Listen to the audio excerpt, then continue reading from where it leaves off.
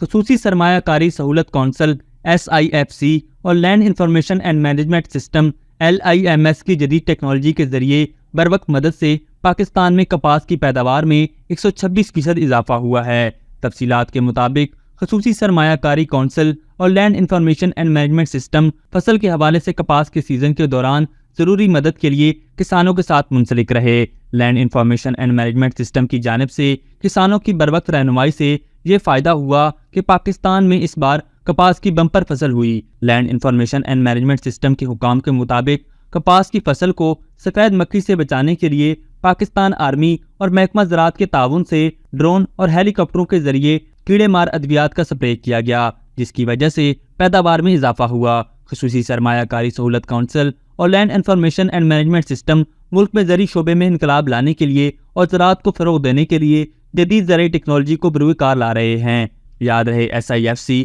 موجودہ army chief general Syed Asim Munir کا brain child ہے اور پاکستانی معیشت کی بہتری کے حوالے سے سب سے بڑا کردار SIFC نے ادا کیا ہے، جس کے اندر ایگریکلچر کا شعبہ بھی شامل ہے۔ اسی طرح انفارمیشن ٹیکنالوجی کے حوالے سے بھی جاری تمام پروجیکٹس بھی اسی کونسل کا حصہ ہیں، اور بیرون ملک سے آئے جتنے بھی سرمایہ کار ہیں جو پاکستانی ٹیک کے اندر اپنی انویسٹمنٹس کر رہے ہیں، ان کو فیسیلیٹیٹ کرنا بھی اسی کا ایک حصہ ہے۔ اس کے علاوہ اس حوالے سے ایک ون ونڈو آپریشن کا آغاز بھی بہت جلد ہونے والا ہے، جس کی مدد سے جتنے بھی سرمایہ کار ہیں ان کے مسائل کو فوری طور پر حل کیا جائے گا اور ان کی سرمایہ کاری کو محفوظ اور منافع بخش بنانے کے لیے ہر قسم کے اقدامات اٹھائے جائیں گے۔ اسی طرح مائننگ بھی SIFC کا ایک بہت بڑا حصہ ہے، اور اس حوالے سے حکومت پاکستان پہلے ہی ریکوٹک کی ڈیل بیرک گولڈ کے ساتھ سائن کر چکی ہے۔ یہاں یہ بات بھی قابل ذکر ہے کہ یہ جو ریکوٹک ہے یہ دنیا کے تقریباً سب سے بڑے گولڈ اور کاپر کے ذخائر کی حامل ہے۔